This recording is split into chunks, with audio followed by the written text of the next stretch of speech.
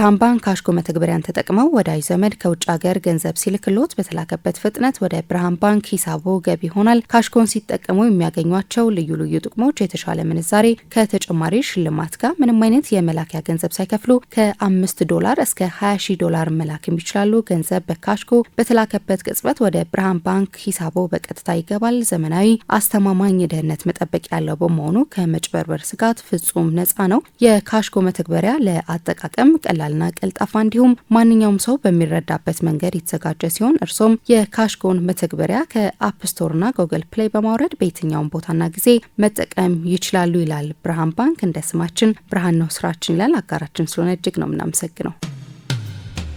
ኮከብ 881 መሰላል የብርሃን ባንክ የሞባይል ባንኪንግ የአገልግሎት ገበታ። ከባንካችን ምን አገልግሎት ፈልጉ? የሞባይል አየር ሰዓት መሙላት፣ የትምህርት ቤት ክፍያ መክፈል፣ የአውሮፕላን ጉዞ ትኬት መቁረጥ፣ ገንዘብ ማስተላለፍ ወይስ ስለ ሂሳቦ መረጃ ማግኘት?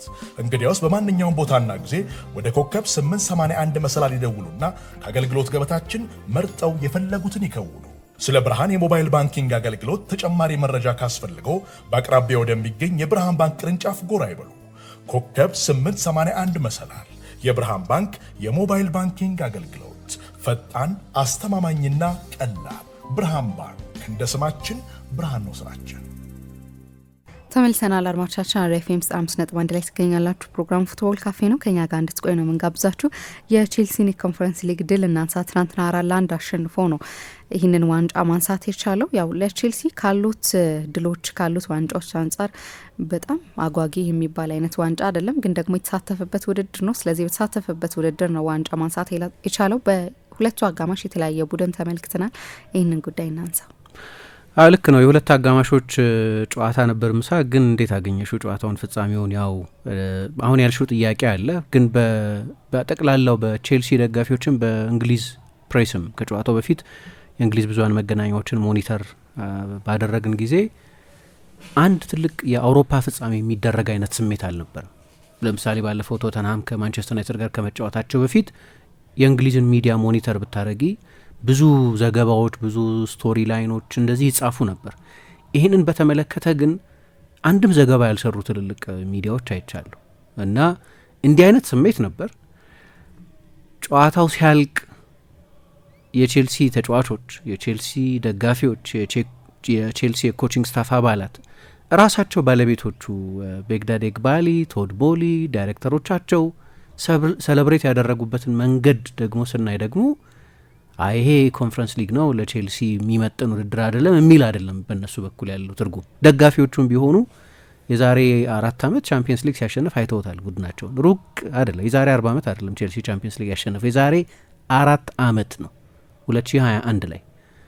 ግን ዋንጫ ነው አይደለም። እና መጨረሻ ላይ የነበረው ሴሌብሬሽን እሱን ነው የሚያሳየው። እና በእንግሊዝ ሚዲያ አካባቢ የነበረው አነስተኛ ትኩረትና ጨዋታው ሲያልቅ እያንዳንዱ ጎል ሲቆጠር ደግሞ ማሸነፋቸውን ካወቁ በኋላ መላው የቼልሲ አባላት በአንድ ወይ በሌላ መንገድ ቁርኝት ያላቸው የቼልሲ ሰዎች ደግሞ ስቴዲየም ውስጥ ድሉን ሰለብሬት ያደረጉበት መንገድ፣ ራሱ ማሬስካ ደስታውን የገለጸበት መንገድ ሁሉ ይሄ ኮንፈረንስ ሊግ ነው። ምናልባት ቼልሲ ከዚህ በኋላ በድጋሚ በታሪኩ መሳተፍ የማይፈልግበት ውድድር ነው።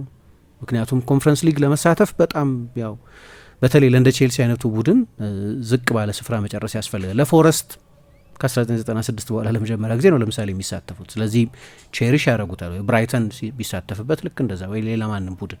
ለቼልሲ ግን ለእኔ የቻምፒየንስ ሊግ ቡድን ነው። የቻምፒየንስ ሊግ ቡድን ብቻ ሳይሆን ባለፈው 20 ዓመት ስኬታማ የቻምፒየንስ ሊግ ቡድን ነው እንግሊዝ ውስጥ። ስለዚህ ከዛ ስታንዳርድ አንጻር ካየሹ ወረድ ያለ ነው። ግን የነበረው ስሜት ግን በቃ ቻምፒየንስ ሊግ ቢያሸንፉ ከዚህ በላይ የሚደሰቱ አይመስለኝም። ማለት የደስታውን መጠን ማለት ነው። በደንብ ነው ሴሌብሬት ያደረጉት። እና እንዴት አየሹ ጨዋታውንም በጨዋታው ዙሪያ የነበረውንም ጠቅላላውን ስሜት? እኔ ገባቸዋል ነው ምለው። ያው በኔ እይታ ቼልሲ በጣም ጥሩ የውድድር ዘመን ያሳለፈው። አዲስ ቡድን መረከባቸው ብቻ ሳይሆን አሰልጣኙ የተረከቡት ቡድን በአንዳንድ ቦታዎች ላይ የሚጎሉት ተጫዋቾች እንደነበሩ በተደጋጋሚ ስናነሳ ነበር። ብዙ ጉዳቶች ነበሩበት ቼልሲ። ስለዚህ ከዛ አንጻር እኔ ጥሩ የውድድር አመት እንዳሳለፉ ነው ማምነው። ና ቼልሲ ኮንፈረንስ ሊግ ላይ የተሳተፈው፣ ስለዚህ የተሳተፈውን ውድድር ነው ያነሳው። ና እንደውም በጣም ኢንጆይ ሊያደርጉት ይገባል ብዬ አስባለሁ። ብዙ ወጣት ተጫዋቾችን በተለይ በመጀመሪያው ዙር ላይ እንደዚህ አይነት ተጫዋቾችን ሲጠቀሙ ነበርና እሱን ሰለብሬት ያደረጉት ይመስለኛልና ሰለብሬት ማድረግም አለባቸው። ወደ ሌላ አሁን ቼልሲ ለሚቀጥሉት አመታት ወደ ሌላ ድል የሚያንደረድር ይመስለኛል። በእርግጥ ለቼልሲ ክብር የሚመጥን ዋንጫ ነው ወይ የሚለው አይመስለኝም። እኔም ግን ሰለብሬት ቢያደርጉት በዛ ምክንያት ይመስለኛል። አንዳንድ ጊዜ አሁን ያነሳሹ ነጥብ በጣም አሪፍ ነጥብ ይመስለኛል። ወደ ትልልቅ ድሎች የሚያንደረድሩ በዋንጫ ፕራዮሪቲ ተርታ ምናልባት ከፊት የሚቀመጡ ላይሆኑ ይችላሉ፣ ግን ወደ ትልልቅ ድሎች ያንደለደሉ ዋንጫዎች አሉ። ለምሳሌ ቼልሲ ራሱ ጆዜ ሞሪኞ ለመጀመሪያ ጊዜ ያሸነፉት ዋንጫ ፕሪሚየር ሊግን አይደለም። ለመጀመሪያ ጊዜ ያሸነፉት ዋንጫ ሊግ ካፕን እና የቼልሲን ተጫዋቾች ብታያቸው ቼልሲ ለ50 ምናምን ዓመት ፕሪሚየር ሊግ ወይ የሊጉን ዋንጫ አሸንፈው ስለማያውቅ በጣም ጥሩ ሲዝን እያሳለፉም ቢሆን ከዚያ በኋላ ለነበረን የፕሪሚየር ሊግ ግስጋሴ እንደ ፊውል አገልግሏል፣ እንደ ነዳጅ አገልግሏል ይላሉ። እና የማሸነፍ ባህል የሚገነባው አንዳንድ ጊዜ በትልልቆቹ ዋንጫዎች ብቻ አይደለም። ወደ ትልልቆቹ አሳዎች ከመሄዱ በፊት ትንንሾቹን ማጥመድ ያስፈልጋል። እና ቼልሲ ያንን ያደረገው እንዳልሳሹ ደግሞ በሊጉ ያጠናቀቀበት ስፍራ ዩሮፓ ሊግ እንዲያጠናቀቅ የሚያስችለው ነበር ባለፈው የውድድር ዘመን ለነገሩ። ነገር ግን በአውሮፓ ስፍራዎች ላይ ለመሳተፍ በቂ አልነበረም የዩናይትድ የፕሪሚየር ሊግ ደረጃ ባለፈው አመት። ግን ኤፍኤ ካፕ አሸነፈ። ኤፍኤ ካፕ ያሸነፈ ቡድንም አሁን ክሪስታል ፓላስ እንደሚያደርገው ወደ ዩሮፓ ሊግ ነው የሚሄደው።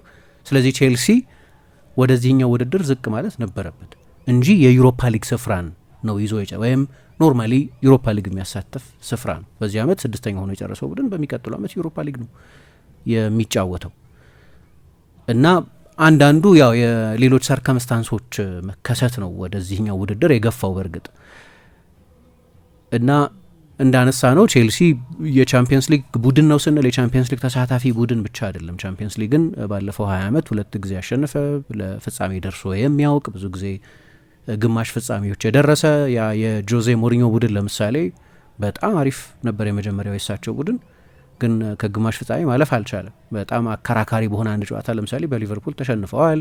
ተመልሶ ከመጡም በኋላ ግማሽ ፍጻሜ ደርሰዋል። በአትሌቲኮ ማድሪድ የተሸነፉ ጊዜ 2014 ማለት ነው።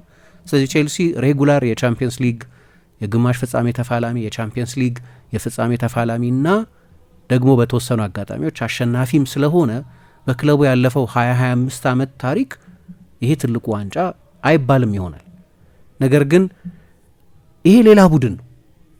ይሄ ሌላ ቡድን ነው። የቶማስ ቱኸልም ቡድን እንኳ አይደለም። አሁን ትላንትና የቼልሲ ተጫዋቾች ከነበሩት መካከል አንዱ ብቻ ነው በቼልሲ መለያ ዋንጫ አሸንፈው የሚያውቀው ወይም ዋንጫ ያሸነፈ ቡድን አባል የነበረው። አዲስ ቡድን ነው ይሄ። ትሬቨር ቻሎባ ብቻ ነው። ግን በመጨረሻ የዋንጫ አሸናፊ ቡድን ውስጥ የነበረው ሚና ኢምንት ነው። ብዙ ትልቅ የጎላ ሚና አልነበረው። ከዛ ውጭ በአጠቃላይ ደግሞ በእግር ኳስ ሕይወታቸው ምን ያህል ዋንጫ አሸነፉ የሚለውን ካየን 4 ተጫዋቾች ብቻ ናቸው ዋንጫ ማሸነፍን በክለብ እግር ኳስ አይተው የሚያውቁት። 4 ሌሎች ተጨማሪ ተጫዋቾች። ትላንት የቼልሲ አማካይ ዕድሜ 23 ዓመት ነው። በጣም ወጣት ነው ቡድኑ።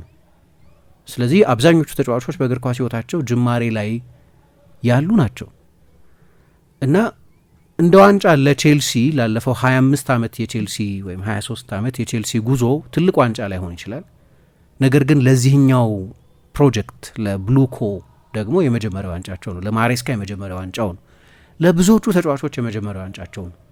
ስለዚህ ደስታቸውን ሲገልጹ እነዚህ ሁሉ ኮንቴክስቶች መካተት አለባቸው እንጂ በሚቀጥሉ ዓመት በሚገባው ውድድር ላይ በቻምፒየንስ ሊግ ነው የሚሳተፈው። በቅርብ ጊዜም ባለው የአውሮፓ ሪከርድ ምክንያት ነው በዓለም የክለቦች ዋንጫ ላይ ሌሎቹ ትልልቅ የእንግሊዝ ክለቦች አይሳተፉም። ሊቨርፑል አይሳተፍም፣ አርሰናል አይሳተፍም፣ ማንቸስተር ዩናይትድ አይሳተፍም፣ ቶተንሃም አይሳተፍም። ቼልሲ የትልልቅ የአውሮፓ ውድድሮች ቡድን ስለሆነ ነው በዓለም የክለቦች ዋንጫ ላይ የሚሳተፈው። በቅርብ ጊዜ ይህንን ውድድር አሸንፈው ስለሚያውቅ በመሰረቱ ይሄ ውድድር በአሌክሳንደር ቼፌሪን ዲዛይን ሲደረግ እና በሳቸው ሰዎች ለእንደ ቼልሲ አይነት ቡድኖች ተብሎ አይደለም። ይሄ ውድድር ዲዛይን የተደረገው ለእነ ቤቲስ አይነት ክለቦች ነው። ዩሮፓ ሊግን ማሸነፍ ብቻ ሳይሆን ለመሳተፍ የሚቸግራቸው፣ ቻምፒየንስ ሊግማ በቃ ማይሳተፉ። ሪያል ቤቲስን ካየሽ 20 ዓመት ሆኖታል ለምሳሌ በቻምፒየንስ ሊግ ከተሳተፈ።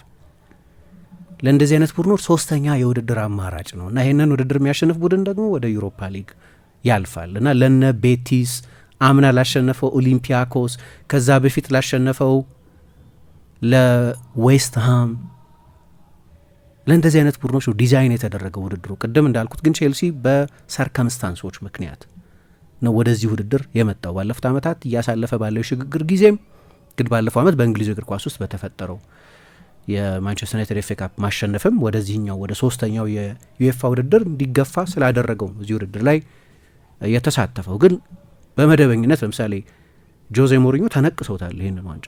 3 ዋንጫዎችን አሸንፈዋል፣ 3ቱንም የዩኤፋ ውድድሮች እሳቸው የተሳተፉባቸውን። ኮንፈረንስ ሊግን፣ ዩሮፓ ሊግን ያን ዩኤፋ ካፕ ነበር የሚባለው 2003 ሴልቲክን አሸንፈው፣ ደግሞ ቻምፒየንስ ሊግን 2 ጊዜ አሸንፈዋል ከፖርቶና ከኢንተር ሚላን ጋር እና 3ቱን ዋንጫዎች ተነቅሰዋል እሳቸው። ግን ለሮማ በጊዜው ትልቅ ነገር ነበር ይህንን ዋንጫ ማንሳት። ምክንያቱም ሮማ ለ14 ዓመት ዋንጫ አላሸነፈም ያን ጊዜ እና የዋንጫ ጥም ላይ ነበር። አሁንም ቢሆን በሴሪያው በ2001 ነው ለመጨረሻ ጊዜ ያሸነፈው። 24 ዓመት ሆኖታል። የዋንጫ ጥም ያለበት ነው ሮማ። ለእንደዚህ አይነት ቡድኖች ነው ፊት የሚያደርገው። ዌስትሃም ሲያሸንፍ ከ43 ዓመት በኋላ ነው ዋንጫ ያሸነፈው። ኦሊምፒያኮስ ሲያሸንፍ በታሪኩ ለመጀመሪያ ጊዜ ነበር ያሸነፈው። የግሪክ ቡድን ራሱ የአውሮፓ ውድድር አሸንፈው አያውቅም። ሪያል ቤቲስ ትላንትና አሸንፈው ቢሆን ኖሮ በ118 ዓመት ታሪክ ውስጥ ትልቁ ስኬቱ ነበር የሚሆነው። የአውሮፓ ውድድር ፍጻሜ ላይ ሲደርስ እንኳ ለመጀመሪያ ጊዜ ነበር። የውድድሩ ዓላማ እንዲህ አይነት ቡድኖች በትልልቆቹ 2 የአውሮፓ ውድድሮች ላይ እንደ ልብ መሳተፍ ስለማይችሉና ቢሳተፉም ብዙ መሄድ ስለማይችሉ ተብሎ ዲዛይን የተደረገ ነው። ግን ቼልሲ እዚህ ላይ እንዲሳተፍ ሆነ እና እንድትሳተፊ ከሆነ እንደምታደርግ ታሸንፊዋለሽ። ቼልሲ ኤግዛክትሊ ፕሮፌሽናል የሆነ ሲዝን ነው በኮንፈረንስ ሊግ ያሳለፈው እንጂ ገና የመጀመሪያ ከሴርቬት ጋር የቅድመ ማጣሪያ ጨዋታውን ከማድረጉ በፊት እናውቅ ነበር። ገና ኦገስት መጀመሪያ ነበር ጨዋታውን ያደረገው። ረጅም ጊዜ የቆየ ነው ውድድሩ። እናውቅ ነበር ቼልሲ እንደሚያሸንፍ። ምንም ትላንትና ነው በቃ የምር ደህና ባላ ጋራ የገጠመው እንጂ እንደዛ አልነበርም። ስለዚህ ምንም ማድረግ አይቻልም። ምንም አሰልጣኝ ኤንዞ ማሬስካም ትላንትና ከጨዋታው በኋላ ያለው እሱን ለትልልቅ ድሎች መንደርደሪያ ይሆናል፣ የማሸነፍ ሜንታሊቲ እንዲኖረን ያግዘናል የሚል መልእክትን ያስተላልፈው። ግን ደግሞ ሲምቦሊክ ነው። አሁን እንደ ቫሊዴሽን አለ አይደለም። ለምሳሌ የብሉኮ ሰዎች መጡ፣ በጣም እንግዳ የሆነ የኢንቨስትመንት ስልት ተከተሉ። ለተጫዋቾች የ9 ዓመት የ10 ዓመት የ8 ዓመት ረጃጅም ውል ገንዘብ ረጅም ውል መስጠት ጀመሩ። በአንድ የጥር የዝውውር ገበያ ብቻ 330 ሚሊዮን በጥር 330 ሚሊዮን ሪከርድ ነው።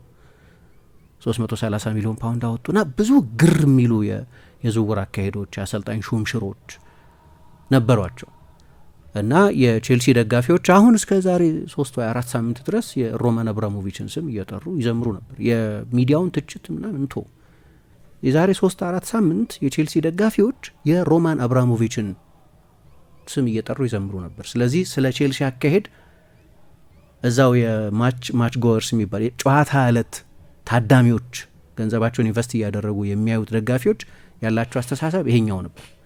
አሁን ብሉኮ ግን የሚያሳየው ሲልቨር ዌር አለ፣ አሸንፈናል። አሁን ማስረጃ ለዛ ሁሉ ይጠቅማል ለቫሊዴሽን።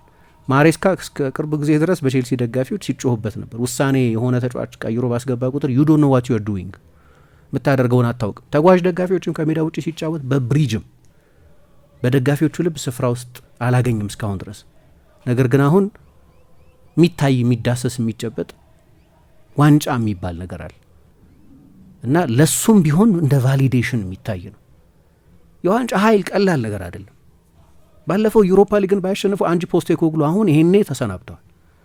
አሁን አልተወሰነም፣ ሊሰናበቱም ይችላሉ። በእርግጥ ግን የመጨረሻ ጨዋታቸውን ከብራይተን ጋር ካደረጉ በኋላ 17ኛን ያጠናቀቀው ከአንተ በታች ያሉት የቀሩት ቡድኖች በሙሉ ወርደዋል እና በአጠቃላይ ሲዝንህ መጥፎ ነው ተሰናበት ምናምን ለማለት አሁን ለዳንኤል ሌቪ ቀላል አይደለም።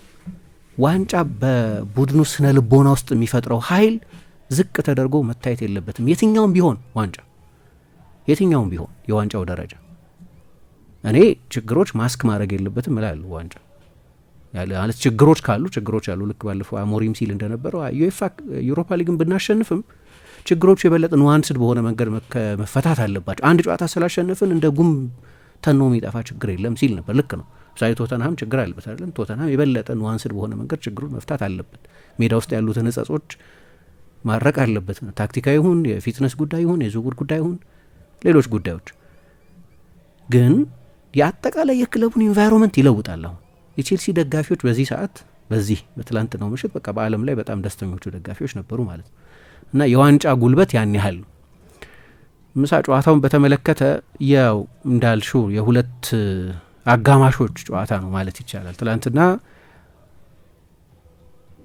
በነገራችን ላይ የዋንጫውን ጉዳይ ይሄ የውድድሩን ትኩረት በተመለከተ ቭሮስላቭ የምትባሏች የፖላንድ ከተማ በአረንጓዴ ለባሾች ተጥለቅልቃ ነበር በሪያል ቤቲስ ደጋፊዎች። ለቤቲስ ምን ማለት እንደሆነ ገልጽ ስለሆነ ቼልሲ አሎኬት የተደረገለት በዩኤፋ የተመደበለት የቲኬት መጠን 12500 12500 ቲኬት መሸጥ አልቻለም ቼልሲ። በቼልሲ ደጋፊዎችን በኩል የተከፈለ ሀሳብ እንዳለ ያሳይሻል። 12500 ቲኬት አልሸጥም ቼልሲ። ስቴዲየም ውስጥ የሚበዙት የሪያል ቤቲስ ደጋፊዎች ነበሩ ትላንትና። እንዲህ አይነት ግራ መጋባት ቢኖር በሌላው ሰው በእንግሊዝ ሚዲያ ቅድም እንዳነሳሁት ብቻ ሳይሆን በቼልሲ ደጋፊዎችን በኩል መጠነኛ ይሄ ውድድር ምን ማለት ነው፣ የቼልሲን መሻሻል በምን ያህል መጠን ለመለካት ያግዘናል የሚለውን በተመለከተ የሆነ ኮንፊውዥን አለ። ግን ውብ ሳምንት ነው። በቀደም ቻምፒየንስ ሊግ ተሳተፉ። ቻምፒየንስ ሊግ ሲሳተፉ ለመጀመሪያ ጊዜ ነው ከሮማን አብራሞቪች መልቀቅ በኋላ። አሁን ደግሞ ዋንጫ ሲያሸንፉ ለመጀመሪያ ጊዜ ነው ከሮማን አብራሞቪች መልቀቅ በኋላ። ልዩነቱ የዋንጫዎቹ ደረጃ ነው። የሮማን አብራሞቪች የመጨረሻው ዋንጫ ቻምፒየንስ ሊግ፣ የብሉኮ የመጀመሪያው ዋንጫ ኮንፈረንስ ሊግ ነው። በጣም ትልቅ ልዩነት አለ። ግን እንዳልኩት ይሄኛው ዋንጫ በኮንቴክስት ነው መታየት ያለበት። ከዚህ በኋላ ለቼልሲ ምን ማለት ነው ከሚለው አንጻር ነው ነገሩን የበለጠ ለማየት የሚሻል የሚመስለኝ። ይሄ ዋንጫ ራሱ ለቼልሲ ታሪክ ኢንሲግኒፊካንት ነው። ለምሳሌ ልክ ነው 4ቱን የአውሮፓ ውድድሮች ያሸነፈ የመጀመሪያው ቡድን ነው። ኮንፈረንስ ሊግ፣ ካፕ ዊነርስ ካፕ ድሮ አሁን የለም ካፕ ዊነርስ ካፕ የሚባል ውድድር ግን በፊት ነበር። ዩሮፓ ሊግ፣ ቻምፒየንስ ሊግ ያሸነፈ። ግን ኮንፈረንስ ሊግ ለማሸነፍ ኮንፈረንስ ሊግ ላይ መሳተፍ አለብሽ። ኮንፈረንስ ሊግ ላይ መሳተፍ ደግሞ ኖርማሊ ለትልቅ ቡድን ጥሩ ዜና አይደለም። ለምሳሌ ሪያል ማድሪድን መቼም ኮንፈረንስ ሊግ ላይ ሲሳተፍ አታዩ ወይ ላታዩ ትችላለች። ወይ የሆነ አፖካሊፕቲክ የሆነ ነገር መጥቶ በቃ የሆነ የምጽአት ቀን የመጣ መስሎ ካልፈራረሰ በስተቀር ለምሳሌ ሪያል ማድሪድ ወይ ባርሴሎና ወይ ባየር ሚኒክ ወይ አሁኑ ፓሪስ ሳን ጀርማ ኮንፈረንስ ሊግ ላይ ይሳተፍ። ኮንፈረንስ ሊግ ላይ ለመሳተፍ ውድድሩን ለማሸነፍ መሳተፍ አለብሽ ኮንፈረንስ ሊግ እና አንዳንዱ በእንደዚህም አይነት ኮንቴክስት መታየት አለበት። ያው ሁሉንም ውድድር ያሸነፈ የመጀመሪያው ነው፣ የተሳተፈባቸው ውድድሮች ናቸው። ግን በአንድ በኩል እዚህ ውድድር ላይ እንዲሳተፍ የሆነ መጥፎ ሲዝን አሳልፏል ማለት ነው። ኮንፈረንስ ሊግ ላይ ለቼልሲ አይነት ሳይዝ ቅድም እንዳነሳሁት መሳተፍ የሆነ ባለፉት ዓመታት የነበሩት ችግሮችም አንጸባረቂያ ነው። ግን በሁለት መልክ መታየት አለበት። በተለይ ደግሞ ከማሸነፍ ካልቸር አንጻር መታየት አለበት። ማሬስካም ከጨዋታው በኋላ ሊያጎላ የሞከረው ነገር ይሄ ለሜንታሊቲያችን የሚጠቅም ተጫዋቾቻችን ወጣቶች ናቸው ብሏል። ትላንትና አሁን ለምሳሌ በሁለቱ ቡድኖች መካከል የ6 ዓመት የእድሜ ልዩነት ነበር። የቤቲስ ተጫዋቾች ብዙዎቹ እየጨረሱ ያሉ ናቸው። 38 ዓመቱ ነው አድሪያን ግብ ጠባቂያቸው፣ ወኢስኮ 33 ዓመቱ ነው። ሪካርዶ ሮድሪጌስ ከ30 ዓመቱ በላይ ነው። እንደዚህ አይነት ብዙዎቹ ተጫዋቾች፣ ሴድሪክ ባኮምቡ ልክ እንደዚሁ በእድሜ ገፋ ያለ ተጫዋች ነው። ትላንትና የሁለቱን ቡድኖች አማካይ እድሜ ብታወዳደሪ 29 ኦልሞስት 30 ዓመት ነው የሪያል ቤቲስ፣ የቼልሲ 23 ዓመት ነው። የቼልሲ ወደፊቱ ቡድን ነው። ሪያል ቤቲስ ምናልባት ለብዙዎች አድሪያን ጨዋታው ካለቀ በኋላ ያው 38 ዓመቴ ነው። በእርግጥ ቻምፒየንስ ሊግ ያሸነፈው የሊቨርፑል ቡድን አባል የነበረ ይመስለኛል። ፕሪሚየር ሊግ ያሸነፈው የሊቨርፑል ቡድን አባል የነበረ ይመስለኛል። ያው የአሊሰን ተጠባባቂ ስለነበር ግን ከዚህ በኋላ ፍጻሜ መድረሴን አላቅም። ቤቲስ ደግሞ የልቤ ክለብ ነው። ሲያለቅስ አየ ነው። በጣም ዶፍ ነበር በቃ ያነባ የነበረው እና ለነሱ እንደ መጨረሻ እድል የሚቆጠር ነው። ቼልሲ ግን የወደፊቱ ቡድን ነው ካለን ለወደፊቱ ቡድን ምን ማለት ነው ከሚለው ኮንቴክስት መታየት አለበት ለማለት ነው። እና ትልቅ ምሽት ነበር፣ ምንም ጥያቄ የለውም። የተወዳደሩበት ውድድር ነው። ስለዚህ በተወዳደርሽበት ውድድር ፕሮፌሽናል ሆኖ ውድድሩ ለቼልሲ መጠን ያንሳል ብሎ ሳያናንቅ ቡድኑ እስካሁን ድረስ ደርሶ መጨረሻ ላይ ሻምፒዮን ሆኗል። በፍጻሜው ጨዋታ ደግሞ በተለይ በመጨረሻው 35 ደቂቃ በጣም አስደናቂ ፐርፎርማንስ አሳይቶ አሸንፏል። ግን እንዳነሳ ነው የሁለት አጋማሾች ጨዋታ ነበር። በመጀመሪያው አጋማሽ በተሟላ መንገድ ሳይሆን በመጀመሪያው 30 ደቂቃ የሪያል ቤቲስ አጀማምር በጣም አስደናቂ ነበር። የማሬስካ አንዳንድ እንግዳ ውሳኔዎች ወስኗል። እንግዲህ አንዳንዴ ጓርዲዮላን ነው አይደለም በፍጻሜ ጨዋታ ላይ ዘብረቅ ያሉ ውሳኔዎች ይወስናል። ባለፈው ኤፍ ኤ ካፕ የፍጻሜ ጨዋታ ላይ ይሄንን አድርጎታል። በብዙ ትልልቅ ጨዋታዎች ላይ ሌሎች ሰዎች ኦቨርቲንክ ማድረግ ይሉታል። እኔ መሳሳት ነው የምለው። ኦቨርቲንክ አደረገ ተብሎ ብቸኛው የሚጠቀስ አሰልጣኝ እሱ ስለሆነ ተሳስተሻል። ሁሉም አሰልጣኝ በደንብ በሚገባ ዝግጅት ለማድረግ ይሞክራል እና ያለ ልክ ተመራመረ ሊሆን ይችላል ነገሩ አላቅም። ግን ትልልቅ ፋይናሎች ላይ ልክ 2021 የቻምፒየንስ ሊግ ፋይናል ላይ ያለ ስፔሻሊስት 6 ቁጥር እንደተጫወተው አይነት ትላንትና ሪስ ጀምስ ተጠባባቂ ወንበር ሆኖ ጀመረ እና በሱ ሞታ ማሎ ጉስቶ ተጫወተ። ጀምስ ሰሞኑን በጣም ጥሩ እየተጫወተ ያለ ነው። ትሬቨር ቻሎባንና ቤኗ ባዲያሺልን ነው አንድ ላይ ያጣመረው። ይሄም በጣም እንግዳ ውሳኔ ነበር፣ ምክንያቱም ሌቫይ ኮልዊል የመጀመሪያ አሰላለፍ ውስጥ አልነበረም። ከበቀደሙ የፎረስት ጨዋታ የ5 ተጫዋች ለውጥ አድርጎ ነው ወደዚህ ጨዋታ የመጣው።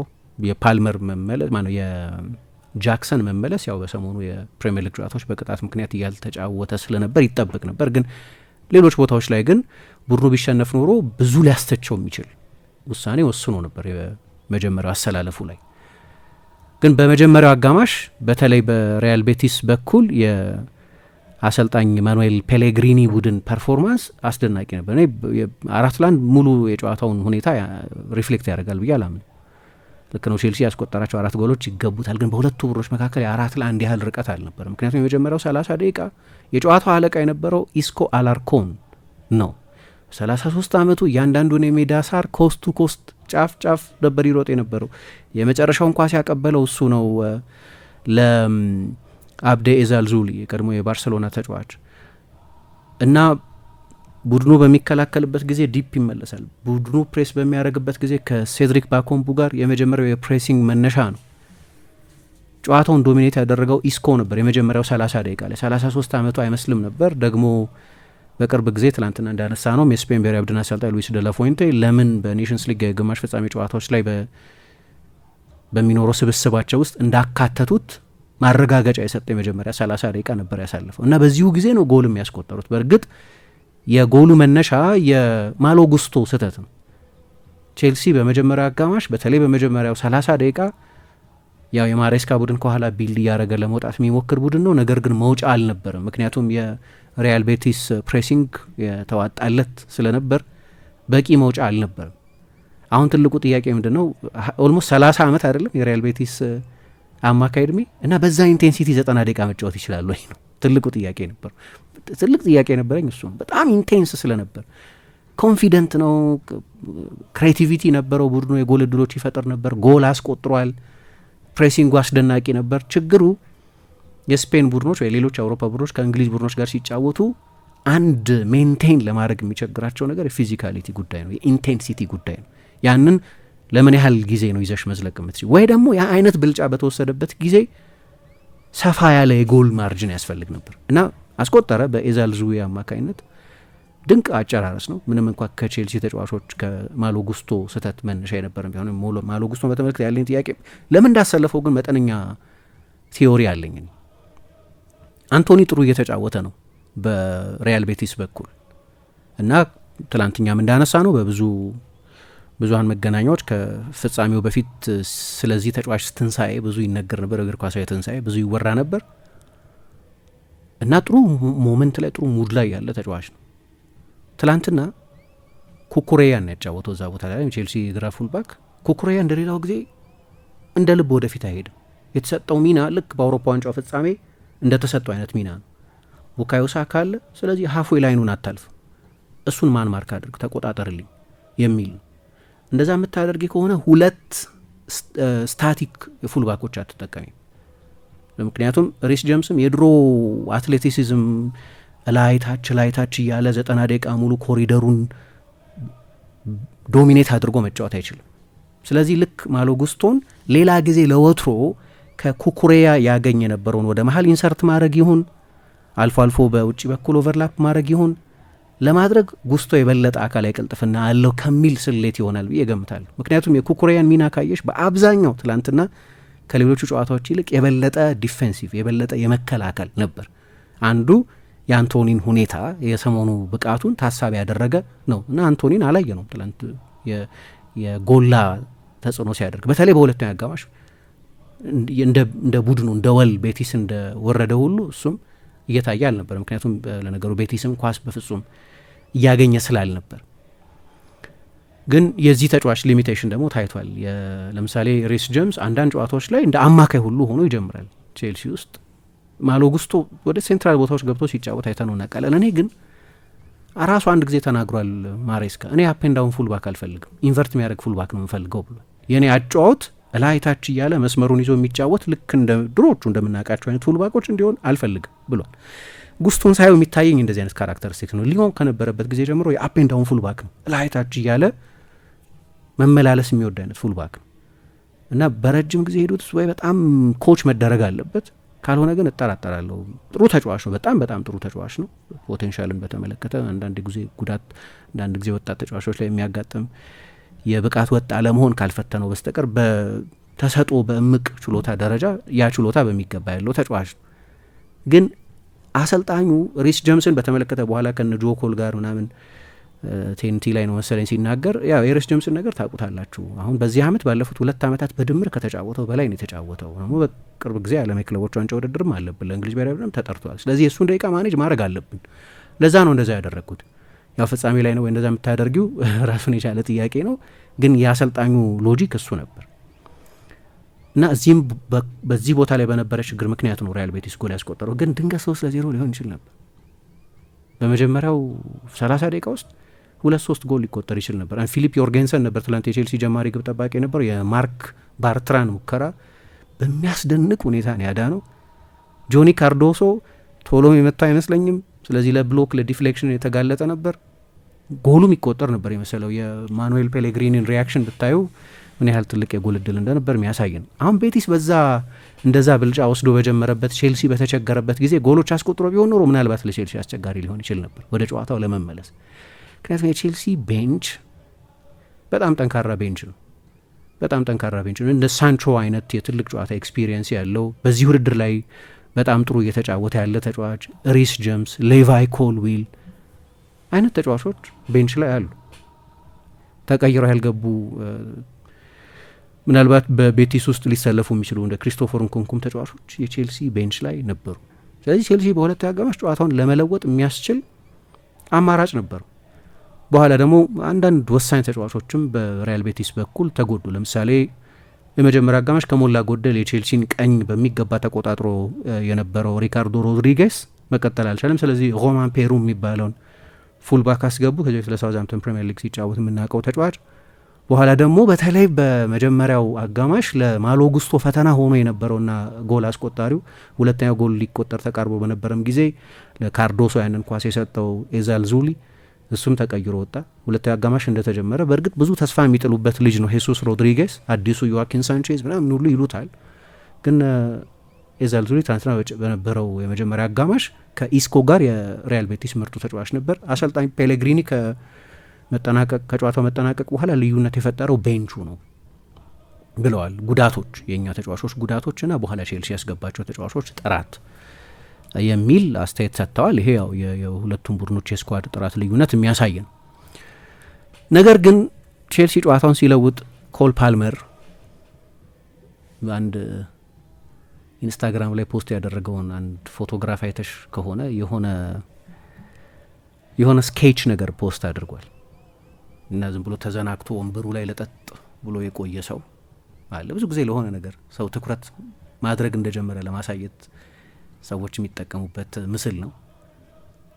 በኋላ ያው ምስል ላይ እንዲጎንበስ ብሎ ትኩረት ማድረግ ሲጀምር የሚያሳይ እንደው በማየት የበለጠ በቃላት ለማብራራት ይቸግራል። ፎቶግራፉን ምስል የበለጠ ማየቱ ይሻላል። ኢንስታግራም ላይ ፖስት ስላደረገው እንደዛ ነው ያደረገው። መጀመሪያ አካባቢ ልክ እንደ ቼልሲ ሁሉ ሌድ ባክ ነበር። ምንም የጎላ ተጽዕኖ እያፈጠረ አልነበረም። ነገር ግን ትልቅ ተጫዋች ነው። ባለ ተሰጥኦ ተጫዋች ባለ ተሰጥኦ መሆኑን በትልልቅ ሞመንቶች ደግሞ ማሳየት አለበት። ፓልመር ትላንት ያንን ያደረገው የመጀመሪያዎቹ 2 ጎሎች የፓልመርን ተሰጥኦ መጠን የሚያሳዩ ክሮሶች ናቸው። ኤንዞ ፈርናንዴዝ ያስቆጠረው ጎል በኋላም ኒኮላ ጃክሰን ያስቆጠራቸው 2 ጎሎች እንደ ፓልመር አይነቶቹ ዩኒክ ችሎታ ያላቸው ተጫዋቾች ብቻ የሚሰጧቸው አስደናቂ ክሮሶች ናቸው። በቻምፒየንስ ሊግ ፋይናል ማርሴሎ ከሊቨርፑል ጋር 2018 የቻምፒየንስ ሊግ ፋይናል ላይ 2 የመጨረሻ ኳሶች ካቀበለ በኋላ በአንድ የዩኤፋ የትኛውም የፍጻሜ ውድድር ላይ 2 አሲስቶች ያቀበለ የመጀመሪያው ተጫዋች ሆኗል ባለፉት 7 ዓመታት ማለት ነው። ማንም አድርጎት አያውቅም በእነዚህ ሁሉ ውድድሮች በ3 የአውሮፓ ውድድሮች ላይ እና 2 አስደናቂ ኳሶች ነበር ያቀበለው። ሁለቱ አጋማሽ ሲለወጥ ያው እንዳነሳሁት አሰልጣኝ ማሬስካም ለውጦች ማድረግ ጀምሯል። በተለይ የሪስ ጄምስ በሁለተኛው አጋማሽ ሲጀመር ተቀይሮ መግባት ትልቅ ልዩነት ነበር። በኋላ ሳንቾ ሶስተኛውን ጎል ያስቆጠረው ተጫዋች ተቀይሮ በጣም አስደናቂ ጎል ነው ያስቆጠረው። እኔ ጥሩ ኢንቫይሮንመንት ላይ የሚሆን ከሆነ ያው ወጣ ገባ ተጫዋች ነው። በቼልሲም በማንቸስተር ዩናይትድም ችሎታ የለውም ክህሎት የለውም ልትዩ አትችይም፣ ግልጽ ነው ታለንትድ ተጫዋች እንደሆነ። ነገር ግን በጣም ኮንፊደንስ ያነሰው ተጫዋች ይመስላል አንዳንድ ጨዋታዎች ላይ። ትላንትና ግን ያስቆጠረው ጎል በጣም ግሩም ጎል ነው። በአንዳንድ ጨዋታዎች ላይ የሚደንቅ ጎል ሲያስቆጠር አይተናል ወደ ቼልሲ ከሄደ በኋላ። ምናልባት የትላንትናው ጎል ሚዛን ምን ማለት ነው ወይ ለማንቸስተር ዩናይትድ ያንን 25 ሚሊዮን ፓውንድ ከፍለው ያስፈርሙታል፣ 5 ሚሊዮን ፓውንድ ቅጣታቸውን ከፍለው ይመልሱታል ምናምን ሲባል ነበር። ለእኔ ባይጫወትም ለቼልሲ እንደፈለገ 25 ሚሊዮን ፓውንድ በጣም ሪዝነብል ዋጋ ነው ለተጫዋቹ። ያን ያህል ለቼልሲ አይነት ብዙ ገንዘብ ኢንቨስት ለሚያደርግ ቡድን አክሳሪ ገንዘብ አይመስለኝም 25 ሚሊዮን። ምናልባት የደሞዙ ጉዳይ ካልሆነ በስተቀር 200,000 ፓውንድ የሚከፈለው ተጫዋች ስለሆነ ምናልባት ደሞዙ ሪኔጎሽት ማድረግ ያስፈልጋቸው ይሆናል። ግን እንደ ስኳር ተጫዋች እንኳ ብትቆጥሪው ዝም ብሎ ከቤንች እንደሚነሳ ተጫዋች እንኳን ብትቆጥሪ በጣም ጠቃሚ ተጫዋች መሆን ይችላል። ሁሌ ላይጀምር ይችላል፣ ግን ገና በሀያዎቹ መጀመሪያ የቼልሲ ደጋፊ ሆኖ ነው ያደገው። መጥፎ አማራጭ አይደለም። ከቤንች አስነስተሽ ለማጫወት በጭራሽ መጥፎ አማራጭ አይደለም። ስለዚህ ሁለቱ አጋማሽ ላይ እሱም ለውጥ አድርጓል። በነገራችን ላይ ቼልሲ ትላንትና ስላሸነፈ አንድ ሚገርም የቼልሲ የእንግሊዝ የስፔን ክለቦችን የድል ጉዞ አቁሟል። 2001 የኦትማር ሂትስፊልድ ባየር ሚኒክ የሄክቶር ኩፐር ቫሌንሲያን በቻምፒየንስ ሊግ ፍጻሜ ካሸነፈ በኋላ የስፔን ብሔራዊ ቡድን እና የስፔን ክለቦች በተጫወቱባቸው የፍጻሜ ጨዋታዎች ላይ በሙሉ አሸንፈዋል። 27 ጊዜ ተጫውተዋል። 27ቱንም አሸንፈዋል። እያንዳንዷን የዓለም ዋንጫ፣ የአውሮፓ ዋንጫ፣ የኔሽንስ ሊግ ፍጻሜ፣ የቻምፒየንስ ሊግ ፍጻሜ፣ የዩሮፓ ሊግ ፍጻሜ፣ የኮንፈረንስ ሊግ ፍጻሜ፣ የትኛውም ፍጻሜ ይሁን የስፔን ብሔራዊ ቡድንና የስፔን ክለቦች ለ24 ዓመት የዛሬ 24 ዓመት ባየርን ቫሌንሲያን በመለያ ምት ካሸነፈበት ጊዜ ጀምሮ እና እንዲያውም በጣም ልብ የሚነካ አንድ ቪዲዮ አለ። ኦሊቨር ካን ነበር የባየር ሚኒክ ግብ ጠባቂ ነበረው። ሳንቲ ካኔሳሬስ የቫሌንሲያ ግብ ጠባቂ ነው። አዝኖ መጨፈር ይችል ነበር፣ ግን እሱን ሄዶ አንስቶ ለማጽናናት ሲሞክር የሚታይበት ፉቴጅ ማለት ያኔ ነበር ለመጨረሻ ጊዜ የተሸነፉት። ስለዚህ ቼልሲ ይህንንም የስፔን ቡድኖች ያለፈው ሩብ ክፍለ ዘመን ያለማቋረጥ ድል የማድረግን ታሪክ አቁሞታል ማለት ነው። አሰልጣኝ ማኑኤል ፔሌግሪኒ 71 ዓመታቸው ነው። ትላንት እንዳነሳ ነው ሪከርድ ሊሰብሩ ይችሉ ነበር በአንጋፋ እድሜ የአውሮፓ ውድድር ያሸነፈ አሰልጣኝ በመሆን በክለብ እግር ኳስ ማለት ነው። ከሳቸው ምንድነው በ40 ዓመት ምናምን ያንሳል ማሬስካ። እሳቸው አንዴ ነው ለቺሊ ተጫውተዋል። የተጫዋችነት ታሪክ ነበራቸው። የዩኒቨርሲዳድ ደ ቺሌ የሚባል ቡድን ውስጥ ይጫወቱ ነበር። ከዛ ይህንኑ ቡድን በማሰልጠን ጀመሩ። ረጅም ጊዜ የቆየ ከ1980ዎቹ ጀምሮ የመጀመሪያ የአሰልጣኝነት ታሪክ ያላቸው አሰልጣኝ ናቸው ማኑኤል ፔሌግሪኒ። በላቲንም በአውሮፓ እግር ኳስ ረጅም ጊዜ በአውሮፓ ያሰለጠኑት። ለማሬስካ የአሰልጣኝነቱ ታሪክ የመጀመሪያ ዋንጫው ነው። ስለዚህ ሰለብሬት ቢያደርገው እረዳዋለሁ። ቅድም ያልናቸው ሌሎች ምክንያቶች አሉ፣ ግን ለሱም ቢሆን የመጀመሪያ አቺቭመንቱ ነው። ነሞ ትላንትና ምንም እንኳ የመጀመሪያ የተጫዋቾች ምርጫዎቹ ላይ አንዳንድ ጥያቄ ልናነሳ እንችል የነበረን ቢሆን በሁለተኛው አጋማሽ ግን የጨዋታውን ተፈጥሮ የቀየሩ የሰዎች ለውጦች አድርጓል። ግን የጨዋታውን ፔስ በጣም ጨምሯል። አሁን ያኔ ሁለት ጥያቄ አለ።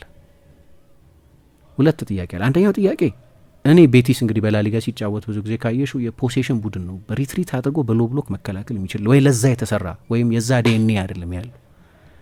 ወይ ፕሬስ ማድረግ አለበት ወይም ኳስ ይዞ ጨዋታ ማኔጅ ማድረግ አለበት። ሁለቱንም ማድረግ አልቻለም። ምክንያቱም የመጀመሪያው 30 ደቂቃ ላይ ኤነርጂያቸውን ጨረሱ ተጫዋቾቹ እና በመሀል ጉዳት መጣ። ስለዚህ እሱም ደግሞ የበለጠ የአሰልጣኙን አማራጮች አሳሳው እና ለሪያል ቤቲስ ካራክተሪስቲክስ በጣም ያልተለመደ የሎ ብሎክ መከላከል ያቺን 1-0 እንደ ልዩ ትሬዠር ይዞ 90 ደቂቃ ለመጨረስ የመሞከር ምንም አይነት የማጥቃት ጥረት ያለ ማድረግ ነገር ነበር። አሰልጣኙ አንዳንድ አጋጣሚዎች ላይ የቴክኒክ ስፍራቸው ላይ ሆነው ተጫዋቾቹን ውጡ ለማለት ሲሞክሩ በተደጋጋሚ ለማድረግ ሲሞክሩ እናይ ነበር እና እኔ ተጫዋቾቹ ባለመፍቀዳቸው ምክንያት አይመስለኝም፣ ባለመቻላቸው ምክንያት፣ በአካላዊ ውስንነት ምክንያት ያንን ማድረግ አልቻሉም። ከቤንች ደግሞ እንዴት ያደርጉ? በቂ አማራጭ የላቸው። ምክንያቱም አንድ ማስተዋል ያለብን ይሄ የሪያል ቤቲስ ስብስብ 30 ሚሊዮን ፓውንድ ብቻ የወጣበት ቡድኑ አጠቃላይ ለመገንባት ነው። ይህንን ስኳድ እንዳለ ለመገንባት 30 ሚሊዮን ፓውንድ ነው ያስፈለገው። እሱ ምክንያት አለው። ለዚህ ነው ትላንትና የበለጠ ኢኖቬቲቭ መሆን ነበረባቸው። የሆነ ቦታ ያልተሳካለትን ተጫዋች ማሰስ መፈለግ ምናምን ይጠይቅ ነበር።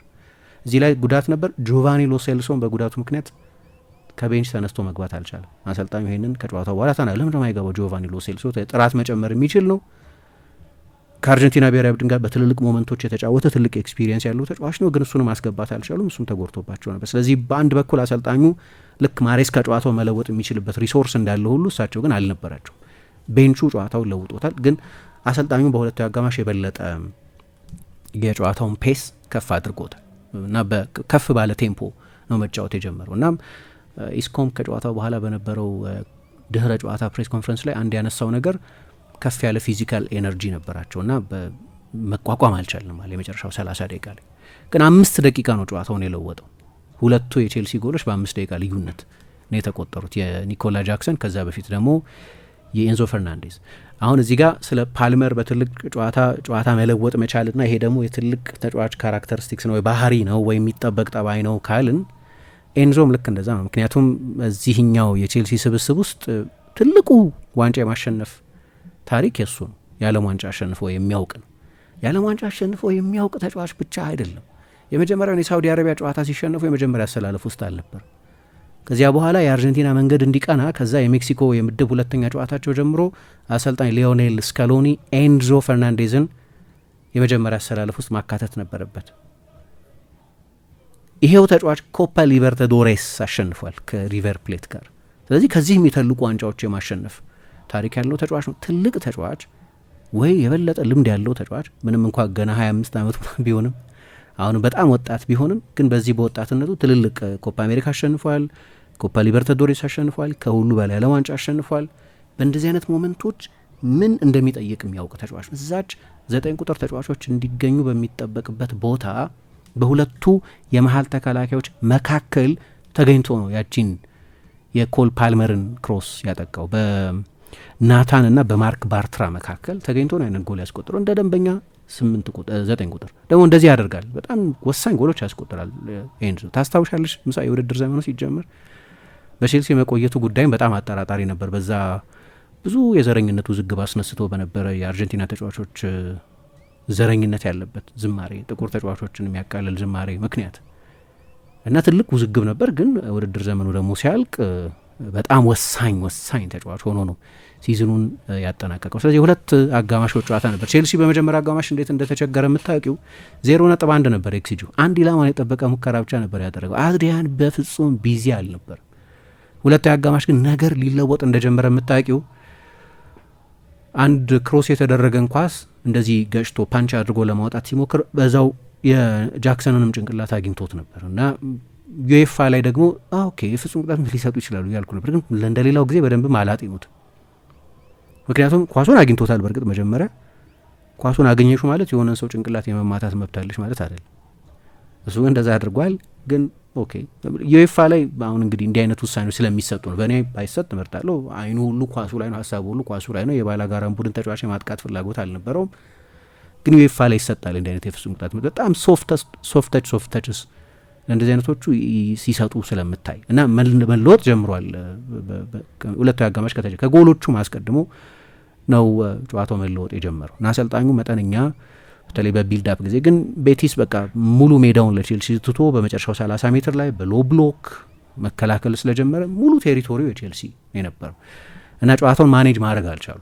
ምናልባት ሎሴልሶ ቢገባ ኖሮ ሊያግዛቸው ይችል ነበር ኳስ ይዞ መቆየት ስለሚችል። የስፔን ቡድኖቹ ዋናው ካራክተሪስቲክስ ደግሞ በተለይ ኳስ ይዞ መቆየትና በዛ ጨዋታ ማኔጅ ማድረግ መቻል ነው። ፓስ ማድረግ አለባቸው ሰርቫይቭ እንዲያደርጉ። ሄታፌን ካልሆንሽ በስተቀር ሄታፌ ነው ይህንን ፖሴሽን ቡድን። ግን ሌሎቹ አብዛኞቹ ቡድኖች ኳስ መያዝን መሰረት ያደረገ የፖሴሽን እግር ኳስ ለመጫወት የተሰሩ ቡድኖች ናቸው። ስለዚህ አሰልጣኙ ሊመጣ ያለው ነገር እንደታወቃቸው አይነት ውጡ ይላሉ። ግን አይ ቲንክ እግር የነበረ አይመስለኝም። ከዛ በኋላ ኃይለኛ ዝለት ነበር። የመጀመሪያው 30 ደቂቃ ላይም ብዙ ኤነርጂ ጨርሰዋል እና ፍጹም ዶሚናንት የሆነ ሁለተኛ አጋማሽ ነው የነበረው። ስለዚህ ሁለት አጋማሾች ጨዋታ ነበር። ከዛ ደግሞ ጎሎች ውስጥ የምታያቸው የተጫዋቾች የግል ጥራቶች አሉ። ለምሳሌ የሳንቾን ጎል ቅድም አንስቻለሁ። እንዲህ ከርል አድርጎ ብዙ ጊዜ ጎል ያስቆጥራል። ትንሽዬ ጎሉን የማያ አንግል ካገኘ ወደ ውስጥ ሰብሮ ወደ ቀኙ አጥፎ የሩቁን አንግል ኮርኒሱን ማግኘት ይችላል። ብዙ ጎል ያስቆጥራል። እንዲህ አይነት ጎሎች ዶርትሙንድ ውስጥ በተለይ በጣም አሪፍ በነበረበት ጊዜ እንዲህ አይነት ተመሳሳይ ጎሎች ያስቆጥር ነበር። የካይሴዶ በእኔ አስተያየት የእኔ የዚህ ውድድር ዘመን የቼልሲ ምርጡ ተጫዋች ሞይሰስ ካይሴዶ ማለት ከነሐሴ እስከ ግንቦት ድረስ በነበረው ወጥነት ምክንያት እና በፕሪሚየር ሊግም ብዙ ከሱ የተሻለ 6 ቁጥር አሁን ያለ አይመስለኝም። በዛ ቦታ ከሱ የተሻለ ተጫዋች ያለ አይመስለኝም። ያው ሮድሪ ተጎድቷል አብዛኛውን የውድድር ዘመኑን ጊዜ፣ ግን በዚህ አመት ከሪያን ራፈንበርግ ጋር ምናልባት የፕሪሚየር ሊጉ ምርጡ 6 ቁጥር ሆኖ ነው የውድድር ዘመኑን ያጠናቀቀው። ሌላ ኳሊቲ ጎል የተጫዋቾቹን የግል ጥራትም የሚያሳይ አስደናቂ ጎል ነው ያስቆጠረው። ግን እንዳልኩት ፓልመር የጨዋታውን መልክ የለወጠ የቤቲስን መከላከል ልክ እንደ ሃውስ ኦፍ ካርድስ የናደ ሁለት አስደናቂ የመጨረሻ ኳሶች አቀብሏል እና ሁለታዊ አጋማሽ ፓልመር ትልቅ ልዩነት የፈጠረበት የቼልሲ ተጫዋቾች የተሰጥኦ መጠን የታየበት፣ አሰልጣኙም በተለይ ደግሞ ጊዜውን የጠበቀ የማሬስካ አንደኛው ችሎታ እሱ ይመስለኛል። ለውጥ ለማድረግ 60 ደቂቃ ምናምን መጠበቅ አያስፈልገውም። ቶሎ ለውጥ ማድረግ የሚችል የላይናፕ ጉዳዮች ላይ በጣም ዲሳይሲቭ የሆነ አሰልጣኝ ነው። ከሞላ ጎደል ይህንን ካልን ለቼልሲ ምን ማለት ነው የሚለውን በተመለከተ ቅድም እንዳነሳ ነው አሰልጣኙ ቱ ቢልድ ዊኒንግ ሜንታሊቲ ዩ ኒድ ቱ ዊን ጌምስ ኤንድ ኮምፒቲሽንስ ብሏል። እና የማሸነፍ ሜንታሊቲ ለመገንባት ጨዋታዎችን ማሸነፍ፣ ውድድሮችን ማሸነፍ ያስፈልጋል። ይሄኛው እንደዛ ነው የሚያደርገን ብሏል። ከጨዋታው በፊት አንድ ሪቻርድ ጆሊ የሚባል የኢንዲፔንደንት ጸሐፊ ምን ይል ነበር? ያው ቅድም ያነሳ ነው ነጥብ አለ አይደለም፣ እዚህ ውድድር ላይ ለመሳተፍ ይህንን ውድድር ለማሸነፍ እዚህ ውድድር ላይ መሳተፍ አለብሽ። ለምሳሌ ሲቲ አይሳተፍም፣ ምክንያቱም ሲቲ 8ኛ ሆኖ አይጨርስም።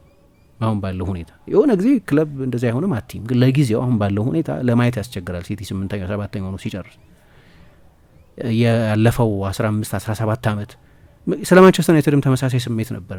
ማንቸስተር ዩናይትድ 8ኛ ሆኖ ይጨርሳል ብለሽ አትገምችም። ኢቭን አርሰናል 8ኛ ሆኖ ይጨርሳል ብለሽ አትገምችም ምናምን፣ ግን ሲጨርሱ አይተናል። እነዚህ ቡድኖች ቼልሲ እንደዛ ሆኖ ይጨርሳል ብለን አስበን አናቅም። ይሆናሉ ቡድኖች በእርግጥ የሆነ ጊዜ፣ ግን ለጊዜው ለምሳሌ ሪያል ማድሪድ እኔ አንዴ ነው 5ኛ ሆኖ ሲጨርስ ያየሁት፣ ግን በዛም አመት ያው የቻምፒየንስ ሊግ አሸናፊ ስለነበር በሚቀጥለው ሲዝን በቻምፒየንስ ሊግ ተሳትፏል።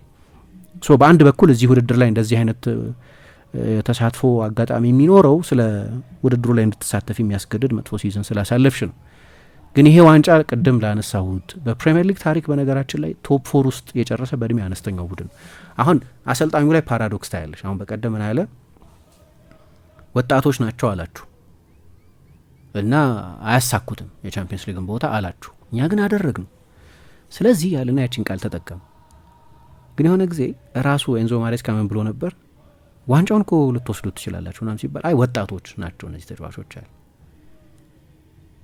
ራሱ ነው ያለው። ይህንን ሰበብ ያቀረበው ራሱ ነው። በኋላ ደግሞ ቡድኑ የቻምፒየንስ ሊግ ቦታ ወጣቶች ናቸው ብላችሁ ነው አኪውዝ ያደረጋችሁን፣ አያሳኩትም ያላችሁት አለ። እዚህ ጋር እኔ የሆነ ተቃርኖ ያለው እሱ በተናገረው በሁለቱ አስቴቶች ላይ። ግን እውነቱን ምንድን ነው እሱም ለምንም አጋባቢ ይጠቀመው ይሄ የወጣቶች ስብስብ አዲስ ቡድን ነው እየተገነባ ያለው አዲስ እኔ ከነ ግርግሩ ከዚህ በኋላ ቼልሲ በአንድ ክረምት 7-8 ተጫዋች የሚያመጣበት ጊዜ ያለቀ ይመስለኛል። አሁን ከዚህ በኋላ ሰርጂካል ዝውውሮች ነው የምታደርገው። የበለጠ መጠናከር ያለባቸው ስፔሲፊክ ቦታዎች አሉ ወይ ለዴብዝ ነው ተጫዋች የምትገዡ እንጂ እየለየ ያለ ይመስላል። አሁን ግብ ጠባቂ ይፈልጋሉ። ፔትሮቪች ጥሩ ሲዝን አሳልፏል፣ በጣም ጥሩ ሲዝን በስትራስቡርግ። የሊያም ሮሲኝ ቡድን ድንቅ ቡድን ነበር በዚህ አመት። ግን ምናልባት ቼልሲ መልሶ ላያመጣው ይችላል። የቼልሲ የረጅም ጊዜ መፍትሄም ላይሆን ይችላል። በቼልሲ ያየናቸውን አብዛኞቹን ችግሮች አርሟል። ለቻምፒየንስ ሊግ ቦታ እኮ ነው የተጫወተው። ሌላኛው የብሉኮ ክለብ ነው ስትራስቡርግ እንደሚታወቀው። እና ወደ 6-7 ግብ ጠባቂዎች አሉት ቼልሲ በውሰት የሰጣቸው ቡድን ውስጥ ያሉ ተጫዋቾችን ግብ ጠባቂዎችን ጨምሮ። ምናልባት አሁን እዚህ ቦታ ላይ ከፍ ያለ ክላስ ያለው ግብ ጠባቂ ማምጣት ሊሆን ይችላል ቀጣዩ ነገር። ገና ቡድን ውስጥ ያላየናቸው የሚመጡ ተጫዋቾች አሉ። ለምሳሌ ኤስቴቫ ዊሊያን ብዙ ተስፋ የተጣለበት ወጣት ብራዚላዊ ተጫዋች ይመጣል። አሁን በቀጥታ ወደ ቡድን ውስጥ ያካቱት አላቅም፣ ግን ሌላ በላቲን አሜሪካ እግር ኳስ ውስጥ ትልቅ ግምት እያገኘ ያለ ኬንድሪ ፓይዝ የሚባል ተጫዋች አላቸው።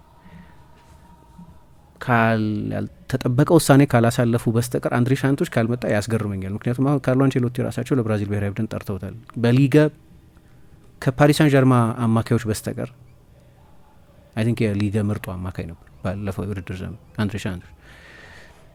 እሱ ይመጣል። እነዚህ የዝውውር ገንዘብ የማያስፈልጋቸው ናቸው። ጆቫኒ ኬንዳ የሚባል ተጫዋች ለአሁን ባይሆንም ግን ይመጣል። ከስፖርቲንግ ሊዝበን አስፈርሟል። ሌላ ተጫዋች ከስፖርቲንግ ሊዝበን አምጥተዋል። እነዚህ ዝውውር የማይጠይቁ ናቸው። ግን አንዳንድ ቦታ ለምሳሌ ከፍ ያለ ክላስ ያለው አጥቂ ኒኮላ ጃክሰን፣ ምክንያቱም ኒኮላ ጃክሰን ትላንትና ሁለት መልኩን አሳየን። የማሸነፊያውን ጎል ቤዚክ ላይ ያስቆጠረው እሱ ነው። መሪ የሆኑበትን ጎል ያስቆጠረው እሱ ነው። ከዛ በኋላ ደግሞ ሶስተኛ ጎል ለማስቆጠር የሚችልበት እድል ኖሮት እየገፋ ሄደና የመጨረሻው ኳስ ላይ እነሱ ዶንኪ ተች የሚሉትን ረጅም በቃ ማይጠብቅ እንዲህ አይነት ውጣውረ ይሄ እኔ እንትን ነው ቅልቅል ስሜት ነው ያለኝ እሱን በተመለከተ አያለሁ በደንብ ያ ቢገራ ተጫዋች አያለሁ ደህና ተጫዋች ግን ምን ያህል ማገዶ እንደሚፈጅ አታቂ እንጂ አያለሁ ፖቴንሻል እዚህ ተጫዋች ላይ መጥፎ ተጫዋች አይደለም፣ ኢምባራስመንት አይደለም ለቼልሲ። ከዚህ በላይ ብዙ ግምት ተሰጥቷቸው መጥተው ፌል ያደረጉ ተጫዋቾች ያውቃሉ። ሼፍቼንኮ ይሁን ቶሬስ ይሁን ማቲያ ኬዥማን ይሁን ስንት ተጫዋች አይተናል።